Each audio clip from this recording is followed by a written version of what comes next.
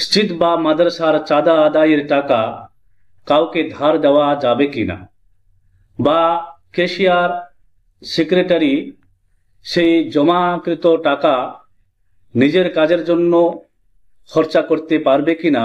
আর যদি খরচা করে তাহলে শরীয়তের হুকুম তারপরে কি লাগবে। শরীয়তের সঠিক মাসালা হলো এটা যে মসজিদ বা মাদ্রাসার যে চাঁদা হয় সেই চাঁদাটা সাধারণত যে মসজিদ বা মাদ্রাসার জন্য খরচা হয়,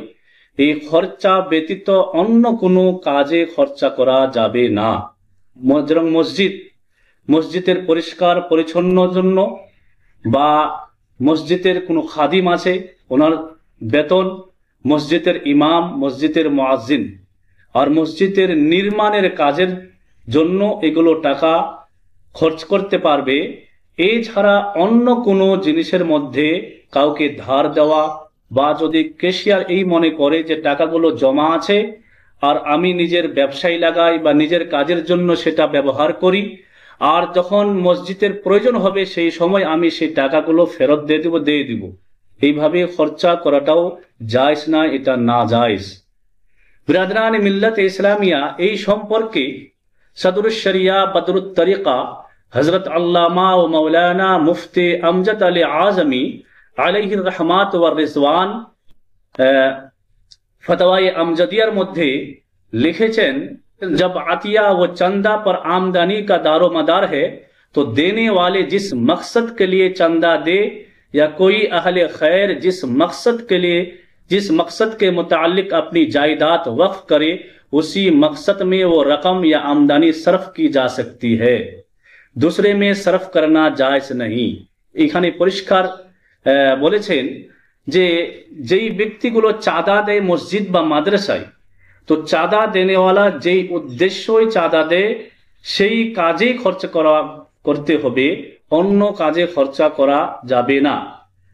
আর এটা সবাই জানে যখন মসজিদ বা মাদ্রাসা চাঁদা দেয় তো মসজিদের কাজের জন্যই দেয়, কিন্তু কাউকে ধার দেওয়ার জন্য বা ক্যাশিয়ার বা সেক্রেটারি নিজ কাজের জন্য খরচা করার জন্য চাঁদা কেউ দেয় না। এই জন্য কোনো ক্যাশিয়ার বা যদি এটা মনে করে যে মাদ্রাসা বা মসজিদের টাকা জমা আছে আর এই জমাকৃত টাকা যদি কোনো মানুষের উপকার করি বা আমি নিজের কাজে কোনো ব্যবসা লাগিয়ে দিই তাহলে কিন্তু দেওয়া যাবে না। কেন? চাঁদা দেনেওয়ালা এই নিয়তে চাঁদা দেয়নি যে ক্যাশিয়ার খরচা করবে বা অন্য কাউকে ধার দিবে। এই সম্পর্কে সৈয়দি সরকার আলা হযরত আজিমুল বরকত মুজদ্দিদ ও দ্বীন ও মিল্লত ইমাম আহমদ রাজা খান ফাজলে বেরলভী রহমতুল্লাহ আলাইকে এই সম্পর্কে যখন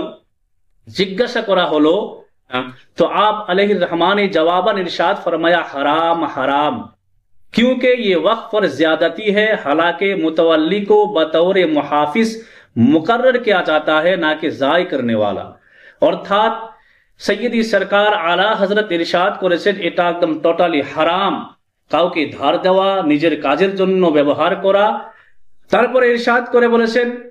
यानी किसी दूसरे को कर्ज ना दे, क्योंकि ये माल वक्फ को गैर मसरफ में इस्तेमाल करना है। अर्थात যিনি যে উদ্দেশ্য দিয়েছে এই উদ্দেশ্যের বাইরে খরচা করা হচ্ছে, এই জন্য মসজিদ বা মাদ্রাসার চাঁদা আদায়ের টাকা কাউকে ধার দেওয়া বা কাউকে বা কোনো ক্যাশিয়ার বা সেক্রেটারি নিজের জন্য ব্যবহার করতে পারবে না। এখন যদি কোনো ব্যক্তি ব্যবহার করে নেয় তাহলে তার উপরে হুকুম কি হবে আসেন সেই সম্পর্কে ইমাম আহলে সুন্নাত শাহ ইমাম আহমদ রাজা খান ফাজলে বেরলভী रहमतुल्लाह अलैह लिखेছে उस पर तौबा फर्ज है और तावान अदा करना फर्ज है। অর্থাৎ যেই ব্যক্তি এরকম করেছে নিজের জন্য মসজিদ বা মাদ্রাসার টাকা খরচ করেছে বা অন্য কাউকে ধার দিয়েছে, তাহলে ওই ব্যক্তির সর্বপ্রথম কাজ হলো এটা যে ওই ব্যক্তিকে তওবা ওর উপর ফরজ হয়েছে, তওবা করতে হবে, জুরমানা আদা করতে হবে, এটাও ফরজ। অর্থাৎ এরকম জিনিস মাদ্রাসা বা মসজিদের জিনিস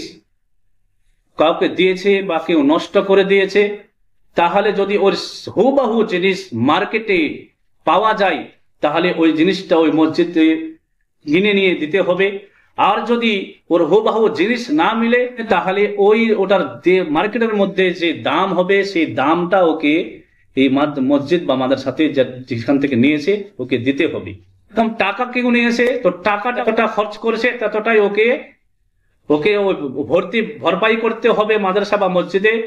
আর যদি কোনো ক্যাশিয়ার বা সেক্রেটারি কাউকে যদি ধার দেওয়ার পরে যে না যাকে ধার দিয়েছে ও যদি আর টাকা ফেরত না করে, তাহলে এই টাকাটার ভরপাই যে দিয়েছে ক্যাশিয়ার হোক বা সেক্রেটারি হোক ওকে দিতে হবে,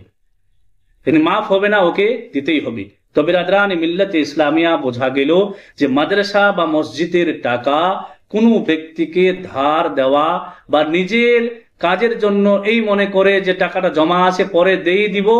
এটার জন্য সেটা ব্যবহার করা যাবে না।